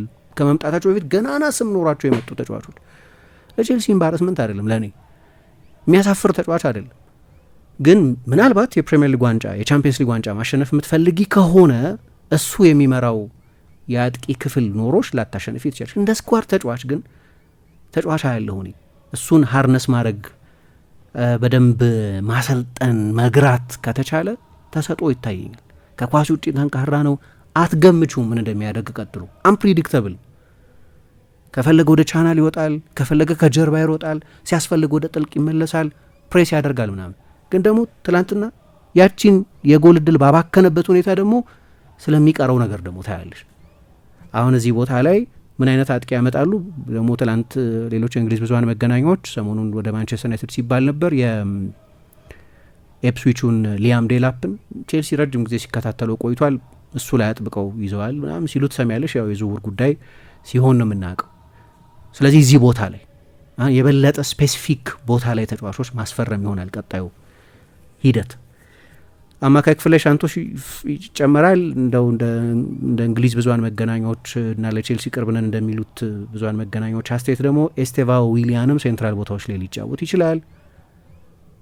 ስለዚህ እንዲህ አይነት ተጨማሪ ተጫዋቾች አሉ። ምናልባት አማካይ ቦታ ላይ ሮሚዮ ላቪያ ድንቅ ተጫዋች ቢሆንም ግን የፊትነሱ ሁኔታ ስለሚያሳስብ ተጨማሪ ተጫዋች ማምጣት ወይ ሳንቶስ በቂ ነው ካሉ አላቅም። ስለዚህ ቡድኑ ለወደፊቱ እንዲሆን ተደርገው የተገነባ ስለሆነ ከዚህ በኋላ ከዚህ በፊት እንደነበረው አይነት በአንድ ክረምት 10 ምናምን ተጫዋች 7-8 ተጫዋች የማምጣት ጊዜ የሚያሳልፉ አይመስለኝም። የበለጠ ስፔሲፊክ ጉድለት እየለዩ እዛ ቦታ ላይ የሚሆኑ ተጫዋቾች የማምጣት አካሄድ ይመስለኛል። እና እንግዲህ የዓለም የክለቦች ዋንጫ ላይ ደግሞ በቅርብ ጊዜ ይሳተፋሉ። ምርጥ ዳይሬክተሮች አሏቸው። ከዚህ በፊት በጣም ስኬታማ የነበሩ አሁንም ቡድን ውስጥ ጥሩ እየተጫወቱ ያሉ ተጫዋቾችን ያመጡ የስፖርት ዳይሬክተሮች አሏቸው። ከዚህ በፊት እንዳነሳሁት ይሄ ሜዳ ሳር ላይ ራሱ 11 ዓመት ለአርሰናል 10 ምናምን ለሪያል ማድሪድ ምናምን የሰራ ቤርናቢዮና ኤምሬትስን ያስዋበ የግራውንድስማን ሁሉ ማምጣትን ጨምሮ ኤሊት ሼፍ ማምጣት ምርጥ የስፖርት ከኋላ ብዙ ስራ እየሰሩ እንደሆነ ግልጽ ነው። እና ምናልባት አሁን ፍሬው መታየት የጀመረበት ጊዜ ሊሆን ይችላል። እና የወደፊቱ ቡድን ነው ላሉ ሁል ጊዜ ከዚህ በኋላ ኢቮልቭ እንዴት እንደሚያደርግ ተስፋ አደርጋለሁ። አሁን ለማየት እጠብቃለሁ። ግን ከአብራሞቪች መንገድ በጣም የሚለየው አንደኛው ነገር አብራሞቪችም እንደዚሁ ብዙ ገንዘብ ኢንቨስት ያደርጉ ነበር። ግን አብራሞቪች ሲያመጡ የሚያመጧቸው አሰልጣኞች ታይፕ የማሬስካ ታይፕ አይደሉ፣ የአንቼሎቲ ታይፕ የሞሪኞ ታይፕ ናቸው። አንቼሎቲም ሲመጡ ሞሪኞም ሲመጡ ስኮላሪም ሲመጡ እነዚህ ምንድን ናቸው? ስኮላሪ ዓለም ዋንጫ አሸንፈዋል። ሞሪኞ ቻምፒየንስ ሊግ አሸንፈዋል። አንቼሎቲ ቻምፒየንስ ሊግ አሸንፈዋል። ይሄኛው የብሉኮ ሞዴል ግን አሰልጣኙ ራሱ ከቡድኑ ጋር እንዲያድግ አይነት የተፈለገ ምናልባት የአርቴታ አይነት አካሄድ አለ አይደለም። ልክ አርቴታ የትኛውንም ክለብ አሰልጥኖ አያውቅም። ምክትል ሆኖ ነው የሰራው፣ ዋና አሰልጣኝ ሆኖ አያውቅም። ግን ቀስ እያለ ሲዝን ባይ ሲዝን እየጎለበተ እንደሄደ አይነት ሞዴል መከተል የፈለጉ ይመስላል እና አሰልጣኙ ደግሞ አሸነፈ እና ትልቅ ቫሊዴሽን ነው እሱ ማሸነፍ መጀመሩ በጣም አስፈላጊ ነው። አንዳንድ ጥያቄዎችንም ይመልሳል። ይሄ ውድድር ግን ለእኔ የቼልሲ አራተኛ ሆኖ መጨረስ የበለጠ የቡድኑን ሁኔታ ያስረዳኛል። እሱ ነው ትክክለኛው ፓራሜትር፣ ይሄኛው ውድድር አይደለም። ይሄኛው ውድድር ትላንትና ለምሳሌ የገጠሙት ሪያል ቤቲስ በዚህኛው አመት በአውሮፓ ውድድሮች ከአምስቱ የአውሮፓ ሊጎች ውጪ በአምስቱ የአውሮፓ ሊጎች ከሚገኙ ቡድኖች መካከል ሁለተኛው ቡድን ብቻ ነው። ሃይደንሃይም የሚባለውን የጀርመን ቡድን ነበር የገጠሙት ከዚህ በፊት። ሃይደንሃይም ደግሞ በቡንደስሊጋው ለመቆየት ጣር ላይ ነበር። ትላንትና ኤልፍስበርግ የሚባለውን ቡድን አሸንፎ ነው እንግዲህ በመጨረሻ በቡንደስሊጋ የቆየው። ሌላኛው ሪያል ቤቲስ ነው። ከዛ ውጭ ግን ከአምስቱ የአውሮፓ ሊጎች ውጪ ካሉ ቡድኖች ጋር ነው የተጫወተው። የአርሜኒያ ቡድን፣ የፖላንድ ቡድን፣ ኖዋ፣ ዩርጋርደን እንዲህ አይነት ቡድኖችን ነው ሲገጥም የቆየው። ስለዚህ ቼልሲን በዚህ ውድድር መለካት ያስቸግራል። አንድ ኢንዲፔንደንት ላይ ምን አይነት ዘገባ አይቼ ነበር፣ የቼልሲ 18 ተጫዋቾች ሌሎች 18 ተጫዋቾች በፕሪሚየር ሊግ ከተጫወቱት በላይ በዚህ ውድድር ላይ ተጫውተዋል። 18 ተጫዋቾች በፕሪሚየር ሊግ ከተጫወቱት በላይ በዚህ ውድድር ላይ ተጫውተዋል። ከአንድ ጨዋታ ወደ ሌላ ጨዋታ ሲሄድ የ8.5 ተጫዋቾች ለውጥ ነው በአቬሬጅ ሲያደርግ የቆየው። ቀጥሎ ከነበረው የፕሪሚየር ሊግ ጨዋታ ቀጥሎ በሚመጣው የኮንፈረንስ ሊግ ጨዋታ ላይ ሆል ስኬል ለውጥ ነው በቃ ያደርግ ነበር። የመጀመሪያው ውድድር ዘመን አጋማሽ ኮል ፓልመር አልተመዘገበም፣ ቢመዘገብም ካይሴዶ አልተጫወተም። የዚህ ውድድር የቼልሲ ከፍተኛ ጎል አስቆጣሪ ትላንትና ጨዋታው ሊያልቅ ደቂቃዎች ሲቀሩት ተቀይሮ የገባው ማርክ ጊዩ ነው። ማርክ ጊዩ የፕሪሚየር ሊግ ጨዋታ ጀምሮ እንኳ አያውቅም፣ ግን በኮንፈረንስ ሊግ ቡድኑ ከፍተኛ ጎል አስቆጣሪ ነው። ሁለተኛው ከፍተኛ ጎል አስቆጣሪ ክሪስቶፈር ንኩንኩ ነው። ከ18ቱ ተጫዋቾች መካከል 5ቱ አሁን በፕሪሚየር ሊግ ከተጫወቱት በላይ በኮንፈረንስ ሊግ የተጫወቱት ተጫዋቾች 5ቱ ቼልሲ ውስጥ የሉ። እነ ካርኔቾ ኩሜካ፣ ጆአው ፌሊክስ አይነት ባለፈው ጥር ከክለቡ የለቀቁ ተጫዋቾች ማለት ነው። አሰልጣኙ የምር ተጫዋቾቹን መጠቀም የጀመረው ኖክአውት ላይ ሲደርስ ነው። ኢቭን ኖክአውት ላይ ሆኖም ጭምር አብዛኛውን ጊዜ ቢ ቡድኑን ነው ሲጠቀም የቆየው።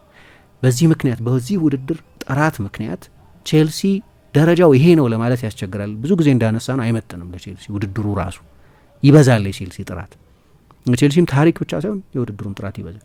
8 የአካዳሚ ተጫዋቾች ለመጀመሪያ ጊዜ ለቼልሲ የተጫወቱት በዚህ ውድድር ላይ ነው። 8 የአካዳሚ ተጫዋቾች የ16 ዓመቱ ሬጂ ዋልሽ የሚባለውን ተጫዋች ጨምሮ ማለት ነው። በቼልሲ ታሪክ ከ1960ዎቹ በኋላ በእድሜ ወጣቱ ተጫዋች ሆኖ ተጫውቷል እና ብዙ ወጣት ተጫዋቾችን ተጠቅመዋል። ትላንትና ያው የምር ቀን ስለመጣ እና የገጠሙትን ባላጋራ የተሻለ እስካሁን ድረስ ካገኟቸው ተጋጣሚዎች የተሻለ ጥራት ያለው ቡድን ስለሆነ የበለጠ ጨዋታውን ለማሸነፍ የሚያስችል የተጫዋቾች ምርጫን የተከተለው አንዳንድ ሁለትም ያጠያይቁ የመጀመሪያ አሰላለፉ ላይ የነበሩ ውሳኔዎቹ ካልሆኑ በስተቀር በውድድሩ ላይ 45 ጎል አስቆጥሯል ቼልሲ በ15 ጨዋታ እና በአቬሬጅ 5 ማለት ነው። ብዙ ነው በጣም።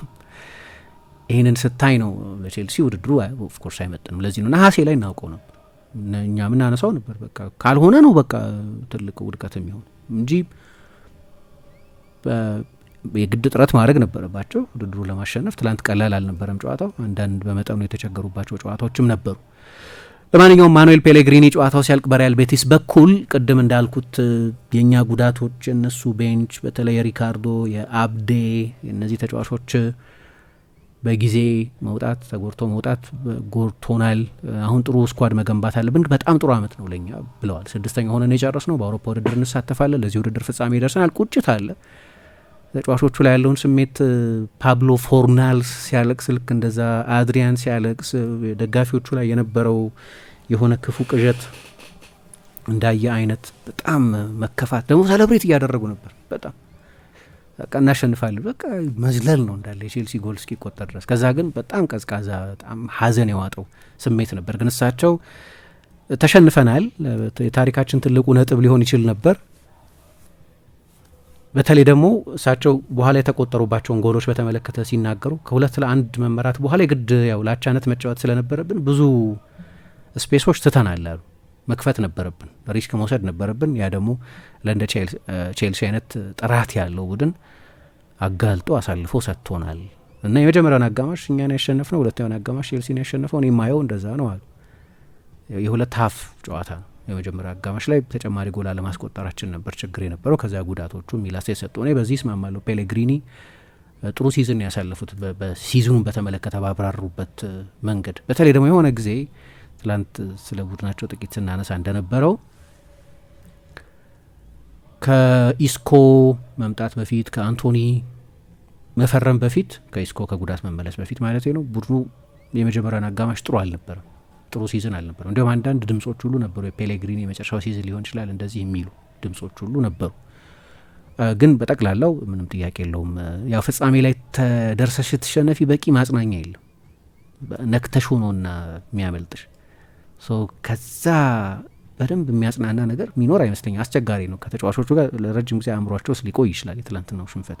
በተለይ ደግሞ ለ65 ደቂቃ ምናምን እየመሩ ስለነበር እና የመጀመሪያውን አጋማሽም ጥሩ ስለተጫወቱ ግን እንደ ሲዝን ግን ቤቲስ በተለይ ከበጀቱ አንጻር 30 ሚሊዮን ፓውንድ ብቻ ወጥቶበት የተገነባ ቡድን ከመሆኑ አንጻር በዚህ አመት እንግዲህ ሪያል ማድሪድን ሲያሸንፉ አይተናል። ከባርሴሎና ጋር ባርሴሎና ሜዳ ላይ ሄደው አቻ ሲወጡ አይተናል። አትሌቲኮ ማድሪድን ሲያሸንፉ አይተናል። በዚህ ውድድር ላይ በታሪካቸው ለመጀመሪያ ጊዜ ፍጻሜ ደርሰዋል። በቅርብ ጊዜ ኮፓ ዴል ሬን አሸንፈዋል። በቅርብ ጊዜ ኤል ግራን ደርቢን አሸንፈዋል። በጠቅላላው ጥሩ አመታት ናቸው ከቤቲስ ስታንዳርድ አንጻር ማለት ይቻላል። ለቼልሲ ግን ግሩም ሳምንት ነው። ደግሞ ሌላ የዋንጫ እድል አላቸው የዓለም ክለቦች ዋንጫ ላይ ስለሚጫወቱ ማለት ነው እና በጠቅላላው ከሞላ ጎደል የትላንትናው ጨዋታና በጨዋታው ዙሪያ ያሉት ነጥቦች እነዚህ ይመስላሉ። የተወሰኑ የአድማጮቻችን አስተያየት የምንቀበል እዚህ ጨዋታ ላይ ማንዴማን በመጀመሪያው አጋማሽ እጅግ አሰልቺ የሚባል አይነት ጨዋታ ነበር። በሁለተኛው አጋማሽ ደግሞ የዋንጫ ጨዋታ የማይመስልና የአንድን ክለብ የበላይነት ያየንበት ጨዋታ ነበር። የቼልሲ ደጋፊዎች እንኳን ደስ አላችሁ ብሏል ኤልያስ ከሆለታ ገነት። ቼልሲ ማታ ምን አይነት ድንቅ ምሽት ነው እንድናሳልፍ ያደረገን፣ አረመን የሆነ ክለብ ነው ያለን። ቀዝቃዛው ፓልመር እነዛን ሁለት ውብ አሲስቶች አስመለከተን። ካይሴዶና ኤንዞ የሞሽረት ትግል ያደረጉበት፣ ኩኩሬላ አንቶኒን ግራ ኪሱ ከቶ ያመሸበት፣ ሳንቾ ከገባ ማራኪ ጎል አግባ የተባለለት፣ ካፕቴን ሬሲ ጀምስ ለክለባችን ውድ ልጅ መሆኑን ያስመሰከረበት ሆኖ ደማቁ ምሽት በድል አጠናቀናል። ኢስኮ አላርኮን ግን ምን አይነት ውብ እግር ኳስ ነው የሚጫወተው፣ ኳስን ይዝናናባታል፣ አይገልጸውም፣ ኳሰኛ ነው ብሎናል። ወሰን ማንደፍሮ የኤሮፓ ሊጉ አሰልቺ ጨዋታ ያካካስንበት አስደናቂ ጨዋታ አይተናል። ደስ ይላል። አራቱም የአውሮፓ ውድድሮች ማሸነፍ ለለንደኑ ክለብ ቼልሲ ታላቅ ስኬት ነው። ለንደን ሰማያዊ ነች ማለት አሁን ነው። ይሄ አመት ስኬታማ አመት ሆኖ በማለፉ ደጋፊዎች እንኳን ደስ አላችሁ። በመጪው ጊዜ ለሰማዮቹ ብሩህ እንደሚሆን አልጠራጠርም ብሎናል።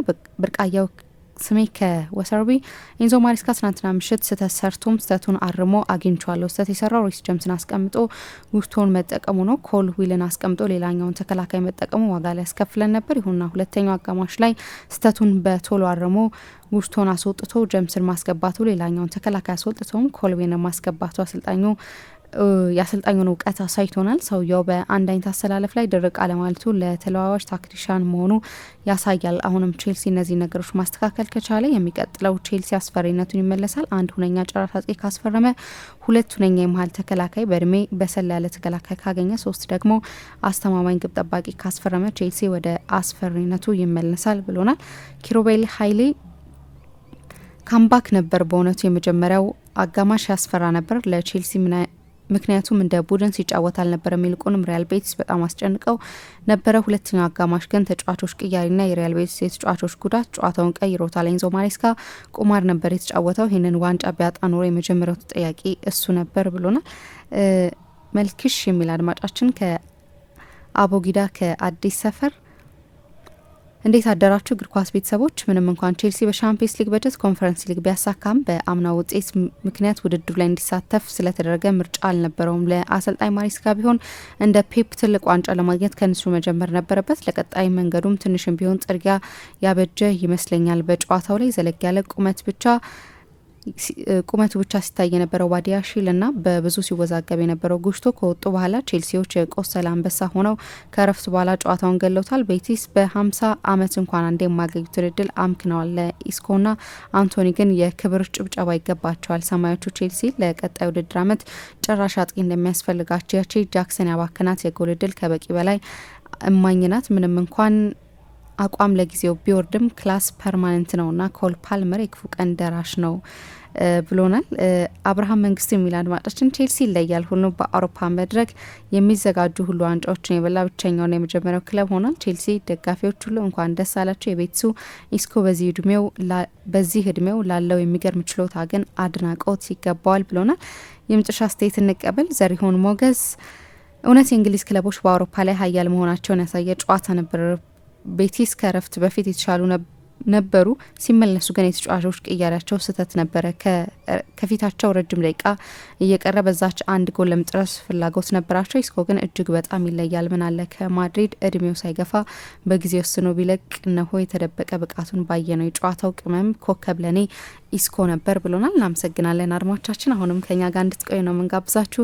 ብርሃን ባንክ ካሽኮ መተግበሪያን ተጠቅመው ወዳጅ ዘመድ ከውጭ ሀገር ገንዘብ ሲልክሎት በተላከበት ፍጥነት ወደ ብርሃን ባንክ ሂሳቦ ገቢ ይሆናል። ካሽኮን ሲጠቀሙ የሚያገኟቸው ልዩ ልዩ ጥቅሞች የተሻለ ምንዛሬ ከተጨማሪ ሽልማት ጋር ምንም አይነት የመላኪያ ገንዘብ ሳይከፍሉ $5 እስከ $20,000 መላክም ይችላሉ። ገንዘብ በካሽኮ በተላከበት ቅጽበት ወደ ብርሃን ባንክ ሂሳቦ በቀጥታ ይገባል። ዘመናዊ፣ አስተማማኝ ደህንነት መጠበቅ ያለው በመሆኑ ከመጭበርበር ስጋት ፍጹም ነፃ ነው። የካሽኮ መተግበሪያ ለአጠቃቀም ቀላልና ቀልጣፋ እንዲሁም ማንኛውም ሰው በሚረዳበት መንገድ የተዘጋጀ ሲሆን እርሶም የካሽኮን መተግበሪያ ከአፕ ስቶርና ጉግል ፕሌይ በማውረድ በየትኛውም ቦታና ጊዜ መጠቀም ይችላሉ ይላል ብርሃን ባንክ። እንደ ስማችን ብርሃን ነው ስራችን ይላል። አጋራችን ስለሆነ እጅግ ነው የምናመሰግነው። ኮከብ 881 መሰላል የብርሃን ባንክ የሞባይል ባንኪንግ የአገልግሎት ገበታ። ከባንካችን ምን አገልግሎት ፈልጉ? የሞባይል አየር ሰዓት መሙላት፣ የትምህርት ቤት ክፍያ መክፈል፣ የአውሮፕላን ጉዞ ትኬት መቁረጥ፣ ገንዘብ ማስተላለፍ ወይስ ስለ ሂሳቦ መረጃ ማግኘት? እንግዲያውስ በማንኛውም ቦታና ጊዜ ወደ ኮከብ 881 መሰላል ይደውሉና ከአገልግሎት ገበታችን መርጠው የፈለጉትን ይከውኑ። ስለ ብርሃን የሞባይል ባንኪንግ አገልግሎት ተጨማሪ መረጃ ካስፈልገው በአቅራቢያ ወደሚገኝ የብርሃን ባንክ ቅርንጫፍ ጎራ ይበሉ። ኮከብ 881 መሰላል። የብርሃን ባንክ የሞባይል ባንኪንግ አገልግሎት ፈጣን፣ አስተማማኝና ቀላል። ብርሃን ባንክ እንደ ስማችን ብርሃን ነው ስራችን።